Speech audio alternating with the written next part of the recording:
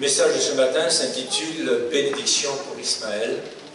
Il fait suite à la responsabilité de l'Église vis-à-vis d'Israël. Comme résultat du conflit israélo-palestinien, la situation au Proche-Orient et les relations entre Juifs et Arabes sont devenues la quintessence de l'intolérance, de la haine et de la violence. Pourtant, Dieu a promis de faire du Proche-Orient une source de bénédiction par toute la terre. C'est ce que nous lisons dans le prophète Ésaïe, chapitre 19, versets 24 et 25. En ce jour-là, Israël sera un troisième avec l'Égypte et la Syrie. La Syrie, aujourd'hui, c'est une partie de l'Égypte. L'Empire assyrien couvrait une partie de l'Égypte, couvrait une partie de l'Arabie, couvrait la Jordanie, le Liban, la Syrie avec capitale Damas, l'Irak, l'Iran, une partie de la Turquie. Tout ça, c'est la Syrie. À être une bénédiction par toute la terre, avec l'Égypte et la Syrie, à être une bénédiction par toute la terre, que l'Éternel des armées bénira en disant « Béni soit l'Égypte, mon peuple, la Syrie, œuvre de mes mains, et Israël, mon héritage. » Cette promesse de Dieu de faire du Proche-Orient un centre de bénédiction pour toute la terre est liée, est en relation avec sa fidélité envers Abraham. Les peuples arabes, descendants d'Ismaël, fils d'Abraham selon la chair, ont reçu une promesse de bénédiction pour Abraham. Dans Genèse 21, 13, Dieu dit « Je ferai aussi une nation du fils de ta servante, Ismaël, car il est ta descendance. » Et au verset 18, « Lève-toi, prends le garçon, saisis-le par la main, car je ferai de lui une grande nation. » Dieu ne se détourne jamais de ses promesses.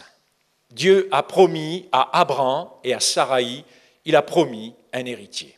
Et c'est après 25 ans d'attente que la foi d'Abraham et de Saraï va être récompensée, que ce fils de la promesse, tant longtemps désiré et souvent promis, naît enfin. À peine Isaac est-il sevré qu'une nouvelle épreuve va être imposée à Abraham. Il doit abandonner son fils aîné Ismaël et manifester par là sa foi dans la promesse qui ont été faites au cadet, c'est-à-dire à Isaac. Dans Genèse 21, versets 8 à 13, je lis ceci. Isaac, donc l'enfant grandit et fut sevré. Abraham fit un grand festin le jour où Isaac fut sevré. Sarah vit rire le fils que l'Égyptienne Agar avait donné à Abraham. Et Sarah dit à Abraham, « Chasse cette servante et son fils, car le fils de cette servante n'héritera pas avec mon fils Isaac. » Cette parole déplut fort à Abraham, à cause de son fils Ismaël. Mais Dieu dit à Abraham, « N'aie pas de déplaisir à cause du garçon, Ismaël, et de ta servante, Agar, l'Égyptienne. Accorde à Sarah tout ce qu'elle te demandera, car c'est par Isaac que tu auras une descendance qui porte ton nom. Je ferai aussi une nation du fils de ta servante, car il est ta descendance. » Fils d'Abraham et d'Agar, la servante égyptienne, Ismaël va naître lorsque Abraham a 86 ans.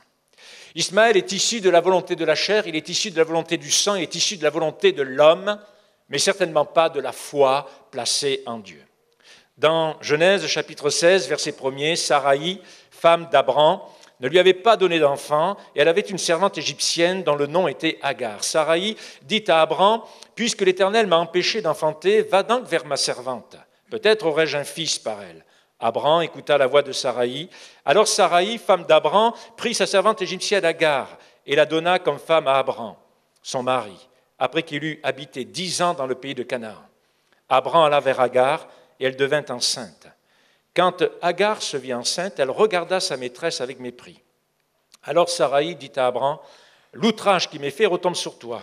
C'est moi-même qui ai mis ma servante dans ton sein, et maintenant qu'elle se voit enceinte, elle me regarde avec mépris. Que l'Éternel soit juge entre moi et toi. » Abraham répondit à Saraï, « Ta servante est entre tes mains. Agis à son égard comme tu le trouveras bon. » Alors Saraï la maltraita, et Agar prit la fuite loin d'elle. C'est incroyable ce que des croyants peuvent être amenés à faire, peuvent être amenés à dire, à provoquer, alors que Dieu se révèle à eux, que Dieu leur parle, que Dieu se manifeste face à face, et d'oublier qui est Dieu, d'oublier sa promesse, d'oublier sa parole, et d'entraîner à leur suite des gens innocents qui n'y sont pour rien, à qui Dieu n'a pas parlé, mais qui sont pris parce que, eh bien, on les oblige à accomplir et à faire ce que Dieu n'a jamais demandé. Abraham a vécu 10 ans au pays de Canaan sans avoir d'enfant. Et Sarai, et on la comprend, désespère. Pour une femme, le temps joue contre elle. Plus une femme est âgée, plus ça sera compliqué d'avoir des enfants, et plus à un moment donné, il sera impossible d'avoir des enfants. Et Sarah veut aider Dieu à accomplir sa promesse, parce que quand même, Dieu a fait une promesse. Et selon la loi en Mésopotamie, une épouse stérile pouvait donner à son mari une servante comme femme et reconnaître comme sien les enfants qui naîtraient de cette union. Abraham a un moment de doute. Abraham se laisse submerger par le désespoir et il écoute sa femme, Sarai. Mais les conséquences vont être désastreuses. Voyez-vous, quand on veut faire la volonté de Dieu à la place de Dieu, quand on veut faire la volonté de Dieu hors du temps de Dieu, quand on veut faire la volonté de Dieu en dehors des moyens de Dieu, quand on veut faire la volonté de Dieu au-delà de la parole de Dieu, eh bien nous nous exposons à des problèmes et des difficultés. Et lorsqu'Agar s'est retrouvée enceinte, elle a méprisé Sarai. Elle a regardé de haut. Et voyez, comme le hasard fait bien les choses, il aurait pu naître une fille. Et non, par hasard, c'est un fils qui naît. Vous voyez que c'était bien dans la volonté de Dieu. Et bien sûr, l'autre, la servante, elle s'est sentie un peu supérieure sur sa maîtresse Sarai, parce que ce que la maîtresse n'avait pas, elle l'avait maintenant. Et puis ça vient de Dieu. Enfin, c'est comme ça qu'on le comprend. Mettez-vous à la place de Hagar, l'Égyptienne. Ça vient de Dieu. Abraham, c'est quand même le père des croyants. C'est quand même à Abraham que Dieu a fait la promesse. Et puis c'est Sarai qui a pris la décision. Donc ça vient de Dieu. Alors méfions-nous de ceux qui ont souvent des paroles de Dieu, mais qui, peut-être, oublient qui est Dieu et que vaut la parole de Dieu et à quoi elle engage cette parole de Dieu. Alors on comprend qu'il y ait de la jalousie, qu'il y ait de l'arrogance, du mépris, de l'orgueil, et qu'il y ait des heurts au sein du couple, qui de 2 passe à 3, puisque l'une se retrouve à être enceinte par Abraham. Il en est toujours ainsi lorsque la vie de l'esprit, lorsque la marche par la foi, les effets de la vérité divine sont rendus inopérants à cause de notre incrédulité. Ainsi, Ismaël est fils d'un père qui a la promesse de Dieu, qui voit la face de Dieu, qui entend Dieu. C'est quand même incroyable ça. Et le papa d'Ismaël s'est laissé aveugler par les impossibilités apparentes et s'est efforcé d'obtenir par des moyens humains l'effet de cette promesse. Ne cherchez jamais par vous-même à accomplir la volonté de Dieu. Et lorsque Dieu parle, et lorsque Dieu promet, eh bien il accomplit. Certes, l'une des plus dures épreuves qu'Abraham et Sarai ont dû supporter est cette longue attente de ce fils promis.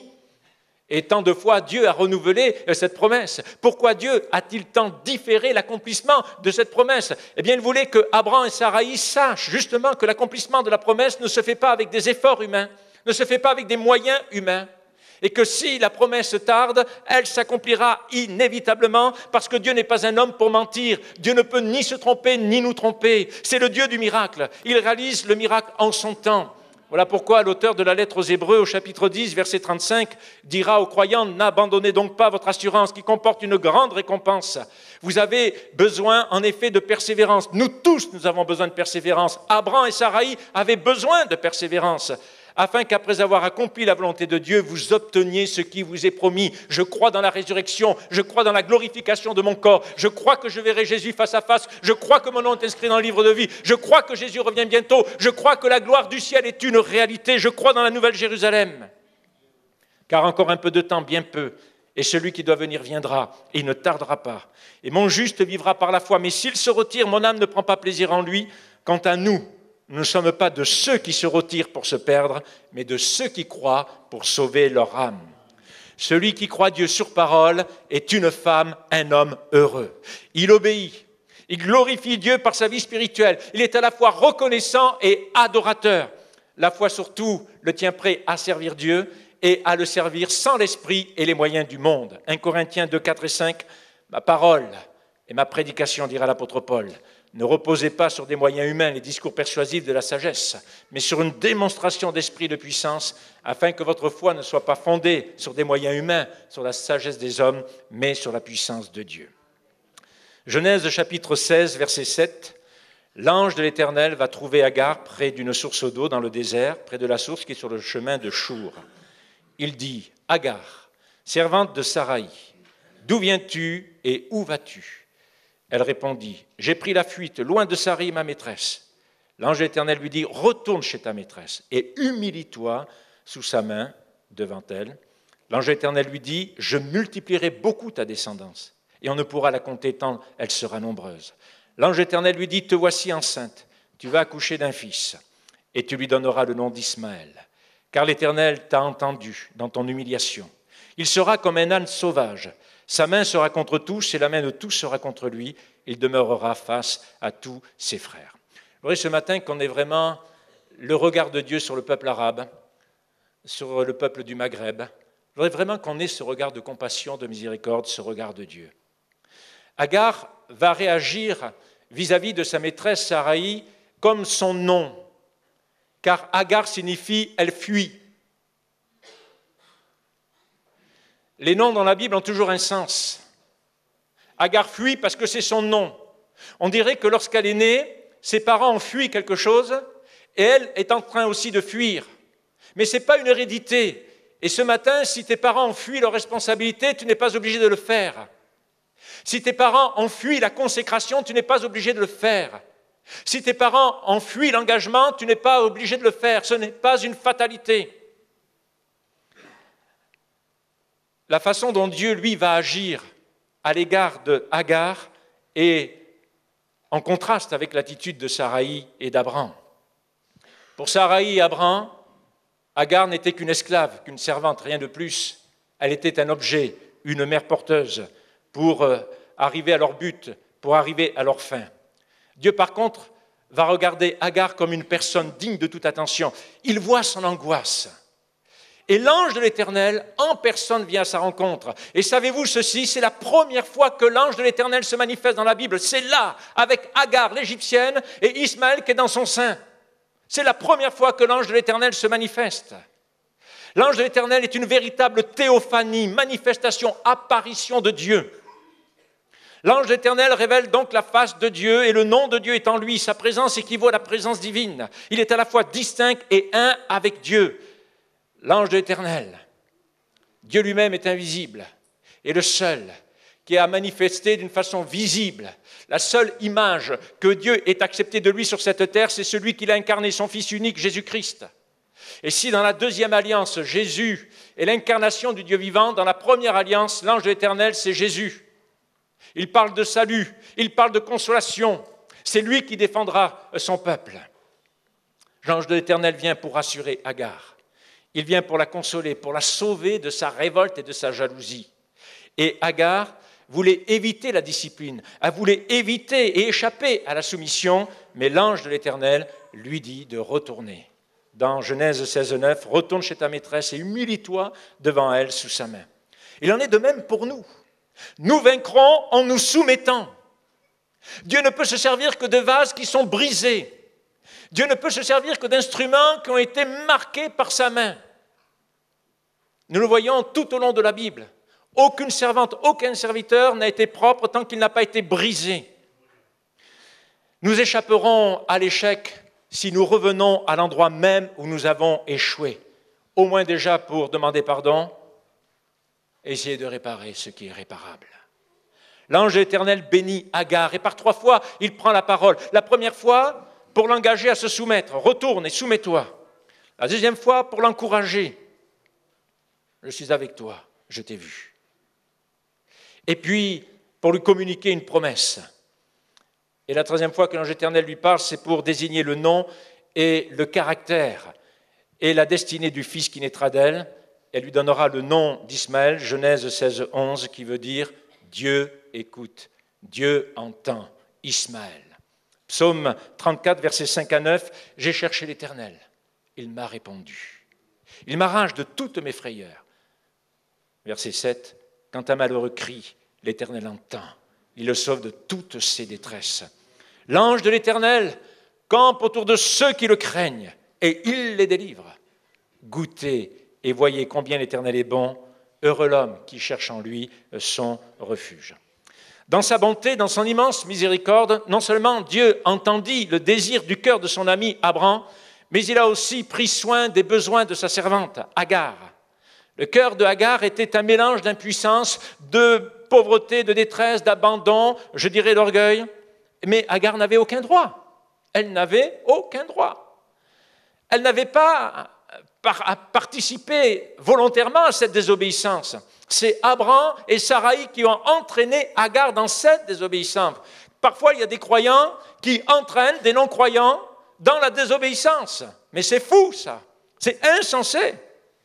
Et même si l'orgueil fut la cause d'une partie de son malheur, Agar a quand même vu et entendu Dieu la retirer de la poussière et il l'a visité personnellement en lui donnant une direction salvatrice. Dieu entend le peuple arabe. Dieu entend le peuple du Maghreb. Dieu voit le joug qui pèse sur ce peuple. Dieu est sensible à toute détresse humaine, quelle que soit notre race, notre religion ou notre philosophie, notre idéologie. Et Dieu va y apporter une réponse selon la grandeur de sa gloire, de sa majesté, de sa souveraineté, parce que rien ni personne ne peut empêcher Dieu de bénir qui il veut bénir. Et ce n'est pas l'imposition des mains d'un pasteur, ce n'est pas un acte de sacrement d'un prêtre, ce n'est pas ce que peut faire un rabbin ou un mollah ou un imam qui changera quoi que ce soit. Dieu est au-dessus des hommes, il bénit qui il veut bénir. Il n'est pas obligé de s'associer à nos bénédictions à nous si elles ne sont pas oui et amen en Jésus. Genèse chapitre 16 verset 13. Et l'Éternel l'appela, et l'Éternel s'est manifesté à elle, et elle appela l'Éternel qui lui avait parlé du nom de Hata El-Roi, car dit-elle, ai-je rien vu ici, après qu'il m'a vu? C'est pourquoi l'on a appelé ce puits le puits de Laï-Roi. Il est entre Kadesh et Béred.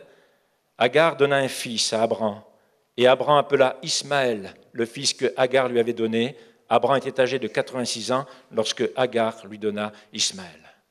Là, Abraham a obéi à sa servante, parce que c'est bien à sa servante que Dieu a donné le nom d'Ismaël. Et Abraham s'est soumis à ce nom-là, et Abraham appela Ismaël, le fils que Agar lui avait donné. Agar reconnaît Dieu lui-même comme l'auteur de son salut et comme celui qui se révèle personnellement. Donc elle s'est écriée Hata El-Roi. Tu es un Dieu de vision, c'est-à-dire un Dieu qui voit et un Dieu qu'on voit. Un Dieu qui voit et un Dieu qu'on voit. Elle a vu Dieu qui la voyait. Dieu vous voit, Dieu nous voit. Et dans ce désert, au sein de la détresse, à l'endroit et à un moment où l'on pourrait moins s'attendre à une manifestation divine, c'est là justement que Dieu se manifeste, dans ton désert, dans ta détresse. Là où tu ne penses plus que Dieu puisse intervenir, c'est là qu'il surgit, parce que Dieu ne t'a jamais abandonné, parce que Dieu a vu ton cheminement. Et Dieu avait suivi Agar du regard, puis s'est manifesté et révélé à elle, et elle, Agar, l'a vu de ses propres yeux. Genèse 16, 14, c'est pourquoi l'on a appelé ce puits le puits de Laï-Roi, le puits du vivant qui me voit. C'est Dieu qui s'est manifesté comme sauveur pour la vie de Agar, mais aussi pour la vie d'Ismaël qui a porté dans son sein et de la destinée de celui-ci. Et quand Dieu va instituer la circoncision pour Abraham et sa descendance, Ismaël va la subir, lui, à l'âge de 13 ans, Genèse 17, 25. Son fils Ismaël était âgé de 13 ans lorsqu'il fut circoncis. Dieu apparaît encore une fois à Abraham afin de fortifier sa foi et de confirmer son alliance en lui donnant 2 signes. D'abord, Dieu va changer le nom. Il ne s'appellera plus Abraham, père élevé, mais Abraham, père d'une multitude. Il va changer aussi le nom de sa femme. Elle ne s'appellera plus Sarai, ma princesse, mais Sarah, princesse pour beaucoup, car elle donnera une lignée de rois. Voyez-vous, c'est par la foi. Dieu appelle ce qui n'est pas encore comme si c'était déjà fait. Dieu avait déjà vu Isaac dans le sein de Sarah. Dieu a vu Jacob, Dieu a vu Israël, Dieu a vu les 12 tribus, et Dieu a vu son Fils envoyé parmi Israël, pour être le sauveur d'Israël et de toutes les nations. Genèse 17, verset 15, Dieu dit encore à Abraham, pour ce qui est de ta femme Saraï, tu ne l'appelleras plus Saraï, mais son nom sera Sarah. Je la bénirai et je te donnerai d'elle aussi un fils. Je la bénirai et elle donnera naissance à des nations. Les rois de plusieurs peuples sortiront d'elle. Abraham tomba face contre terre, il rit. Et il dit dans son cœur, naîtrait-il un fils, un homme de 100 ans, et Sarah, âgée de 90 ans, accoucherait-elle? Puis Abraham dit à Dieu, oh, qu'Ismaël vive devant ta face. Celui-là, il existe, il a 13 ans. C'est un beau gaillard. Mais Dieu dit, certainement, ta femme, Sarah, va te donner un fils. Vous savez, quand on marche par la vue, on a du mal à croire. Hein? Ismaël, je le vois, je le touche, il a 13 ans. Il est plein de vie, ce garçon, il ressemble à son père. Donc ça, voilà, il est là. On a du mal à marcher par la foi lorsqu'on marche tant d'années par la vue. Certainement, ta femme Sarah va te donner un fils. Mais Dieu, lui, il ne perd pas le bout de la conversation. Il ne perd pas le bout de la promesse. Et tu l'appelleras Isaac. J'établirai mon alliance comme une alliance perpétuelle avec lui et sa descendance après lui. À l'égard d'Ismaël, je t'ai entendu. Je le bénirai. Et je le rendrai fécond et je le multiplierai à l'extrême. Il engendrera 12 princes. Quelle bénédiction. Et je ferai de lui une grande nation. Mais en ce qui concerne mon alliance, je l'établirai avec Isaac, que Sarah te donnera à cette époque-ci de l'année prochaine. Lorsqu'il eut achevé de lui parler, Dieu s'éleva au-dessus d'Abraham. Abraham a ri quand Dieu lui a dit que Sarah allait donner naissance à un fils. Sarah a ri, il suffit de lire Genèse 19. Et Dieu lui dit, tu as ri. Non, je n'ai pas ri, si tu as ri. C'est fou, l'audace qu'une femme peut avoir devant Dieu, tenir tête à Dieu. Non, mais c'est incroyable ça, hein. Moi, j'en reviens pas, là, je tombe par terre. Abraham a ri, parce qu'il est surpris. Sarah a ri, parce que, vu mon âge, elle a ri par le doute. Et quand on fait le sevrage d'Isaac, Ismaël se met à rire, il se moque. Vraiment, Isaac porte son nom, il rit, ou on a ri à son occasion. Son père a ri, sa mère a ri, et son demi-frère a ri aussi. Donc Isaac, rire, c'était son nom. Mais la promesse que Dieu vient de faire à Abraham, il la renouvelle, parce que Dieu ne se dément pas. Et je le disais, Abraham a du mal à se détacher de celui qu'il voit pour s'attacher à celui qui n'est pas encore, mais que Dieu voit. Parce que c'est de Sarah que doit naître la postérité d'Abraham. Cependant, Dieu ne retranche rien, bien entendu, des promesses faites à Agar. Il y ajoute au contraire un trait glorieux, nous l'avons lu dans Genèse 17, 20, à l'égard d'Ismaël, je t'ai entendu, je le bénirai, je le rendrai fécond et je le multiplierai à l'extrême. Il engendrera 12 princes et je ferai de lui une grande nation. Alors, il y a le caractère d'Ismaël. Dans Genèse 16, 12, il sera comme un âne sauvage, sa main sera contre tous et la main de tous sera contre lui. Il demeurera face à tous ses frères. Quand une femme fait une échographie, bon, la troisième échographie, on peut déjà lui dire si c'est un garçon ou une fille.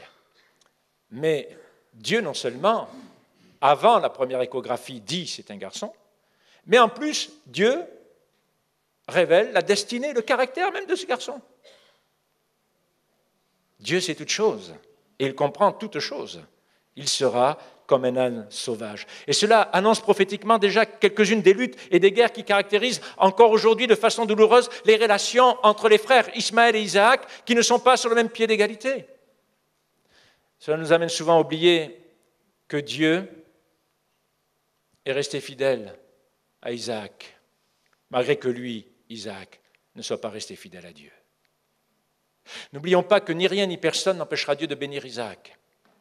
De la même façon, Dieu ne retranche rien à la bénédiction qu'il a donnée à Ismaël. Et ni rien ni personne ne pourra retrancher les promesses concernant Ismaël parce que Dieu est fidèle à lui-même, parce qu'il est juste, parce qu'il est véritable, parce qu'il est indivisible, il est un. Certes, Ismaël a été chassé de la maison du Père, car tout ce qui est né de la volonté de la chair ne peut rester dans la maison du Père de la foi, Abraham. Mais pour autant, Ismaël ne fut pas abandonné parce que Dieu dit dans Genèse 20, 21, dans ma traduction, Dieu fut avec le garçon ou Dieu fut avec l'enfant. Dieu ne s'est jamais détourné d'Ismaël, au contraire. Mais Dieu va conduire Ismaël dans le désert. Et le désert, c'est la leçon. La leçon pour crucifier la chair, la leçon pour révéler notre caractère, la leçon pour qu'on se vide, pour qu'on se dessèche de toutes nos capacités, de toutes nos forces, pour qu'on soit assoiffé de Dieu, affamé de Dieu. Le désert, c'est pour liquider tout ce qui est en nous encore et qui pourrait prétendre à quelque chose. Le désert, c'est pour nous anéantir totalement, pour apprendre que dans le désert, Dieu est là, et que c'est par Dieu et seulement par Dieu que nous pouvons nous relever et agir et accomplir sa volonté. Ismaël a un esprit d'indépendance. Son arrogance, son orgueil, son entêtement et sa confiance en sa propre force, Dieu va la briser dans le désert et Dieu la brisera dans le désert. Et pour autant, Ismaël grandit toujours sous les yeux de Dieu. Et Dieu permet qu'Ismaël passe par ces temps de sécheresse, par ces temps d'adversité, de ténèbres, pour qu'arrivé au bout de ses forces, eh bien, il lance de nouveau un appel au secours au Dieu de son père Abraham. Et le Dieu de son père Abraham l'entendra parce qu'il s'appelle Ismaël, Dieu entend. Et Dieu conduira les descendants d'Ismaël hors de la prison et des ténèbres de l'islam pour les amener à l'endroit unique où à nouveau Dieu veut parler au cœur d'Ismaël, à Golgotha, à la croix, où la El-Kébir de Dieu, l'agneau de Dieu, a été immolé à la croix. Jésus, l'agneau qui ôte le péché du monde, afin d'apporter la lumière de la grâce et du pardon à toutes les nations. À la croix meurt toute chair. À la croix meurt toute arrogance, tout orgueil. À la croix meurt toute force humaine. Tout entêtement est brisé à la croix. Et c'est là seulement qu'Ismaël aura de nouveau accès à la maison du Père, Abraham. C'est là uniquement à la croix de Jésus-Christ qu'il entendra à nouveau la voix de Dieu lui dire « Tu n'es plus un étranger, tu n'es plus rejeté, tu n'es plus chassé, tu es mon fils, car tu as reconnu dans le descendant de ton Père Abraham, Jésus, ton Sauveur. » Ismaël reviendra à la maison, il s'assiera à table avec Abraham, Jacob, Israël, il ne sera plus jamais renvoyé. Et à la grande joie d'Abraham, Dieu se glorifiera lui-même en Ismaël, aussi véritablement que le Dieu vivant et véritable s'est glorifié en Isaac et qu'il s'est glorifié en Jacob et en Israël. Quelle va être donc la vocation d'Ismaël ? Le prophète Ésaïe est celui à qui Dieu a révélé la plus grande partie de ses plans de salut pour les nations, dont les tribus arabes. La première des choses, c'est que Ismaël est appelé à chanter un cantique nouveau à Dieu. Dans ce passage d'Ésaïe 42, le prophète décrit d'abord la venue du Messie qui restaure Israël, la tente de David, et qui conduit toutes les nations alors hors des ténèbres. Et la création tout entière est appelée à chanter un chant, et les descendants d'Ismaël sont les premiers à être invités. Ésaïe 42, 10, chantez à l'Éternel un cantique nouveau. Sa louange depuis le bout du monde, même dans les îles lointaines. Vous qui voguez sur la mer, et vous qui la remplissez, les îles et les habitants, que le désert et ses villes élèvent la voix, ainsi que les villages où habite Kédar. Et Kédar est le second fils d'Ismaël, et c'est lui qui est le premier nommé.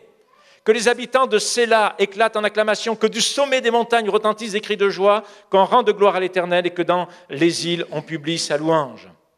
Il suffit d'aller dans Genèse 25, 13 et 1 Chronique 1, 29 pour voir que Kédar est le second fils d'Ismaël, qui, comme son père d'ailleurs, vivait dans le désert. Ainsi, Ismaël est invité à pousser un cri de louange. Vous vous rendez compte ? Toutes les nations arabes du Maghreb en train d'élever le nom de Jésus. C'est déjà en train de se faire. Nous avons des frères et des sœurs en Iran, en Irak, en Jordanie, au Maroc, en Algérie, en Tunisie, en Libye, en Syrie, au Liban, en Égypte. La deuxième des choses, c'est qu'Ismaël mettra ses richesses à la disposition du Dieu unique et véritable. Et là encore, le prophète Ésaïe, dans Ésaïe chapitre 60, décrit la gloire du Messie qui est intronisé à Jérusalem comme roi sur son peuple Israël.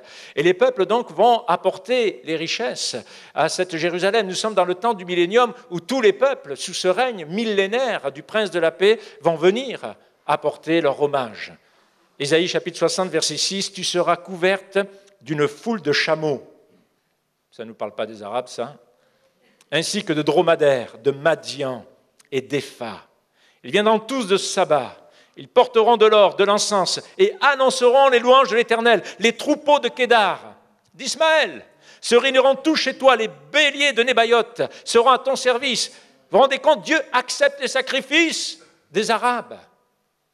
Les béliers de Nébaïoth seront à ton service. Ils seront offerts en holocauste sur mon autel et me seront agréables. Et je ferai remplir la maison de ma splendeur. Verset 13, première partie du verset 13, la gloire du Liban viendra chez toi, le Liban. Les tribus mentionnées ici sont toutes arabes.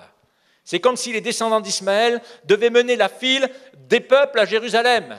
Nous, les Français, on est encore derrière.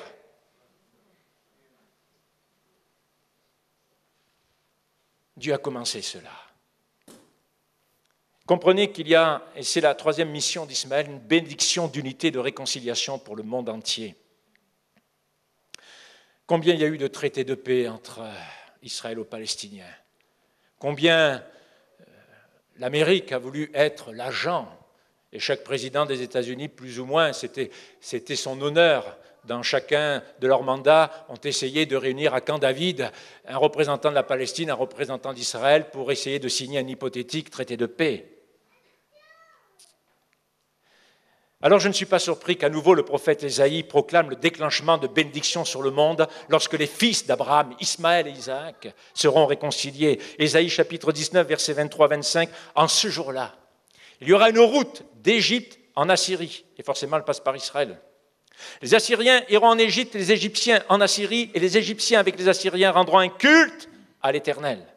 En ce jour-là, Israël sera un troisième avec l'Égypte et la Syrie à être une bénédiction par toute la terre que l'Éternel des armées bénira en disant « Béni soit l'Égypte, mon peuple, la Syrie, œuvre de mes mains, et Israël, mon héritage. » Ne soyez pas incrédules. Ne soyez pas incrédules. Parce que sinon, vous aurez la même incrédulité que ceux qui n'ont jamais cru au retour d'Israël dans son pays. Mais vous le savez, depuis le 14 mai 1948, c'est un état de fait. Et c'est un état de fait pour l'éternité. Après la réconciliation entre Isaac, fils de la promesse, et Ismaël, fils de la chair, même l'Égypte, qui est reliée à Abraham par cette servante égyptienne Agar, même l'Égypte est incluse dans la promesse d'être une bénédiction dans le monde entier. La bénédiction qu'Abraham a reçue, souvenez-vous-en, dans Genèse 12:3, toutes les familles de la terre seront bénies en toi. Toutes les familles de la terre seront bénies en toi. Et cette bénédiction a été accomplie à travers la venue du Messie, notre Sauveur et Seigneur Jésus-Christ, le Fils éternel du Dieu vivant, véritable Seigneur d'Abraham. Jean 8:56, Jésus dira ceci, « Abraham, votre Père, a tressailli d'allégresse à la pensée de voir mon jour. Il l'a vu et il s'est réjoui. Abraham savait et Abraham a vu. Dieu lui a fait cette grâce et cette faveur. » Et la bénédiction d'Abraham va se répandre dans le monde entier grâce à la famille d'Abraham, unie et réconciliée par le Fils de l'amour et du pardon, Jésus. Deux bases fondamentales, l'amour et le pardon. Et c'est précisément à cause de cet avenir commun et béni des Juifs et des Arabes ensemble que l'adversaire de Dieu et l'adversaire des hommes entrent en scène. Satan essaie, et jusqu'ici avec un certain succès, d'empêcher par tous les moyens possibles cette réconciliation, cette union entre Juifs et Arabes par le Messie Jésus. Une personne a essayé de tenter, avec un succès limité, au prix d'un acte incroyablement courageux, le payant de sa vie, un descendant d'Ismaël, l'ancien président égyptien Anwar el-Sadat, qui a signé un traité de paix avec Israël en 1979, qui a été assassiné à l'âge de 63 ans par des soldats islamistes lors d'un défilé militaire le 6 octobre 1981 dans la banlieue du Caire.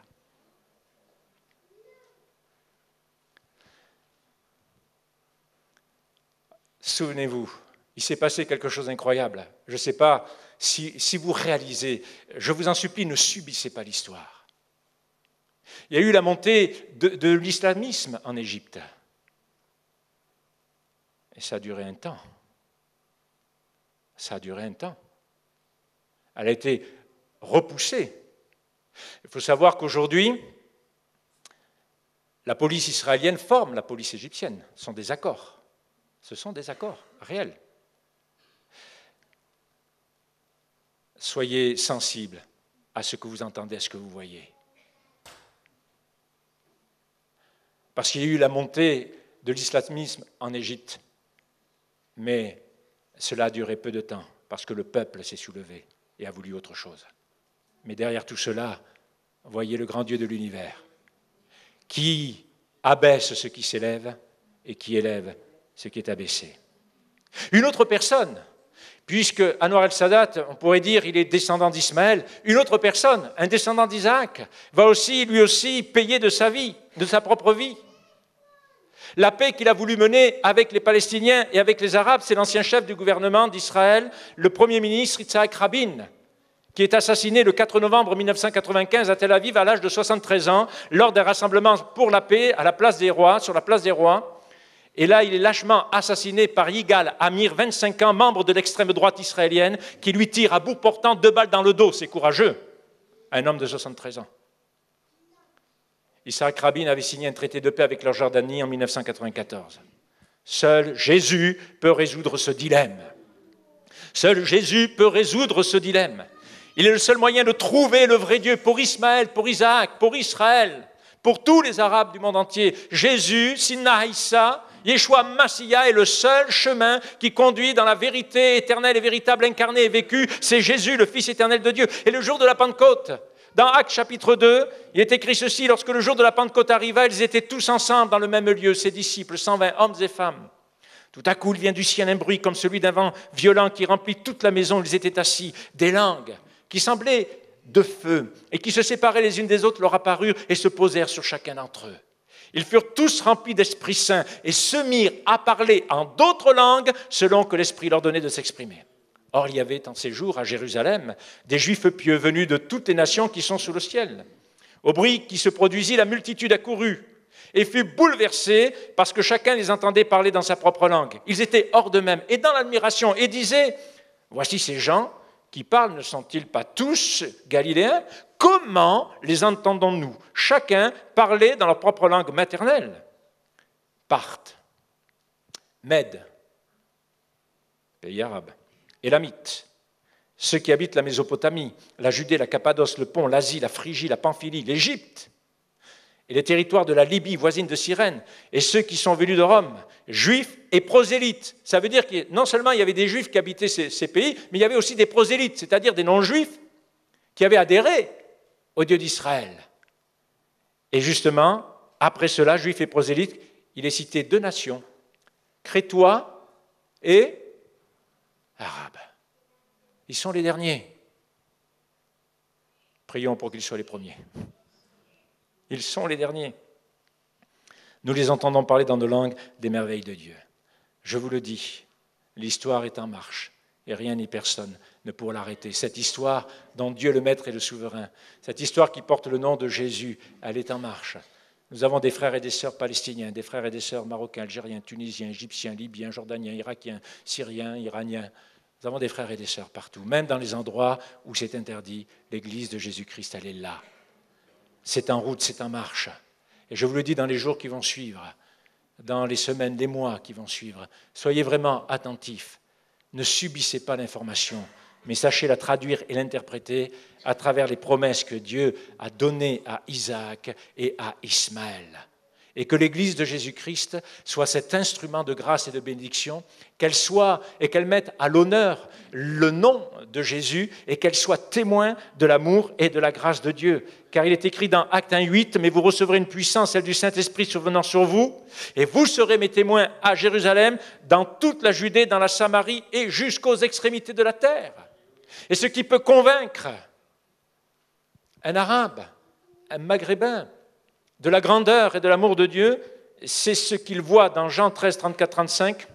« Voici, je vous donne un commandement nouveau. » Et ce commandement nouveau, il est pour tous les frères et sœurs en Jésus-Christ. Quelle que soit leur race, leur nationalité, il est pour tous les frères et sœurs en Jésus-Christ. Je vous donne un commandement nouveau. Aimez-vous les uns les autres. Et la nouveauté est là, comme je vous ai aimé. Et non pas comme toi-même. Aime ton prochain comme toi-même. Mais aime-le comme je t'aime, moi Jésus. Comme je vous ai aimé, vous aussi aimez-vous les uns les autres. Et verset 35. À ceci, tous connaîtront que vous êtes mes disciples, si vous avez de l'amour les uns pour les autres. C'est ça qui vous a convaincu. C'est ça qui vous a changé. Vous étiez rebelles, vous étiez méchants, mauvais, hypocrites, religieux, superstitieux. Vous étiez voleurs. Mais l'amour de Dieu vous a désarmé comme il m'a désarmé. C'est cet amour-là.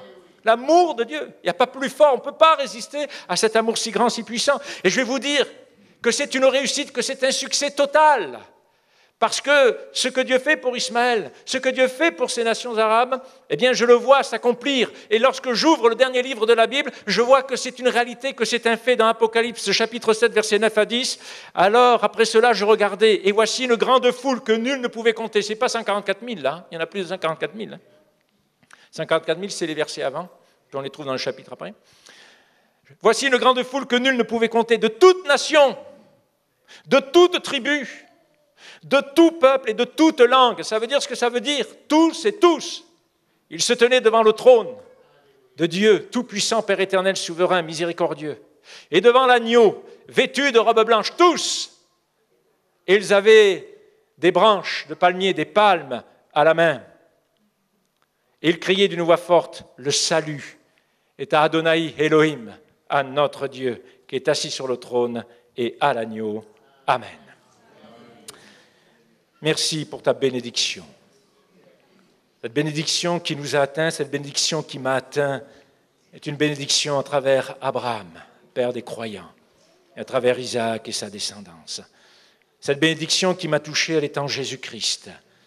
Et cette bénédiction, elle est aussi pour Ismaël.